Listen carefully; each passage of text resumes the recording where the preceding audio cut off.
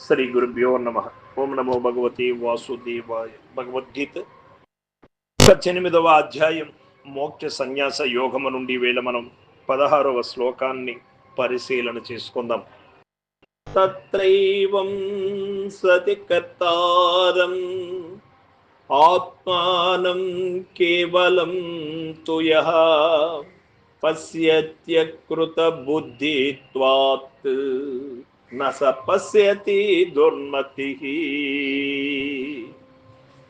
భగవానులు చెబుతూ ఉన్నారు, అర్జున, కర్మ విషయమందిట్లుండగా పైన తెలిపిన ఐదున్ను కారణములై ఉండగా ఎవడు సంస్కరింపబడని బుద్ధి గలవాడొకటచే నిరుపాధికుడగు ఆత్మను కర్తగా తలంచుతున్నాడు, అట్టి అవివేకి కర్మము యొక్క గాని ఆత్మ యొక్క గాని వాస్తవ స్వరూపమును ఎరుంగకున్నాడు అని చెబుతూ ఉన్నాడు.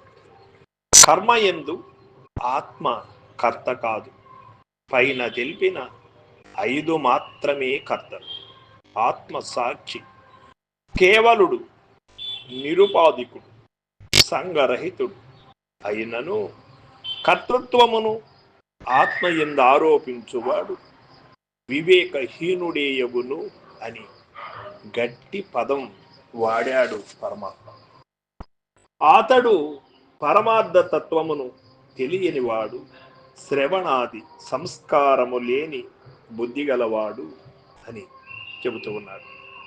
దుర్మతి అనగా అసంగమగు ఆత్మను కర్తగా చూచువాడు నేత్రములున్నను గ్రుడ్డివాడేయగును.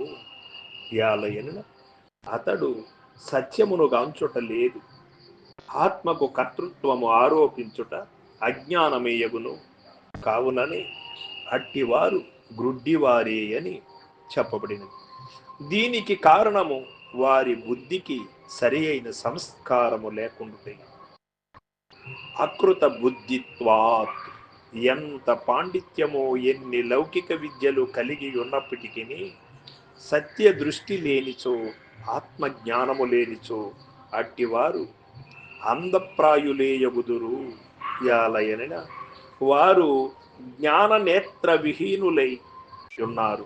వారెంత గొప్పవారైనప్పటికీ చీకటిలోనున్న వారి చందమునని ఉండును అని మనకు ఇక్కడ తెలియబడుతుంది. వాస్తవమును గ్రహించజాలకయుందురు అనేది నిశ్చయం. కాబట్టి ఎంతటి ప్రాపంచిక వివేకమున్నను ఆత్మజ్ఞానము లేనివారు దుర్మతులు, అందులే కనుక ప్రపంచ దృష్టిలో కీర్తి ప్రతిష్టలు సంపాదించుకున్నప్పటికీ పరమార్థ దృష్టిలో వారు గణనీయులు కారు. కనుక జనులు ఆత్మతత్వమెరింగి మానవులకే కాక భగవంతునకు కూడా ప్రీతిపాత్రులు కావలయను అని మనకు ఇక్కడ తెలియబడుతుంది. దోషము అసంగమగు ఆత్మను కర్తగా భావించుట, దోష కారణము బుద్ధి శ్రవణాదులచే సంస్కరింపబడకుండుట, దోష ఫలితము అజ్ఞాన రూప అంధత్వము సత్యమును చూడజాలకుండుట. ఆత్మ ఎట్టిది అంటే కేవలమై సాక్షి అయి అసంగమై ఉన్నది. అట్టి నిష్క్రియ అసంగ ఆత్మను కర్తయ్యని మనుజుడేల చెప్పుచున్నాడు అంటే అజ్ఞానము వలన, బుద్ధికి ఇంకను శ్రవణాది సంస్కారము లేనందువలన. కాబట్టి అతని స్థితి ఎట్లున్నది అంటే గ్రుడ్డివాని వలేనున్నది.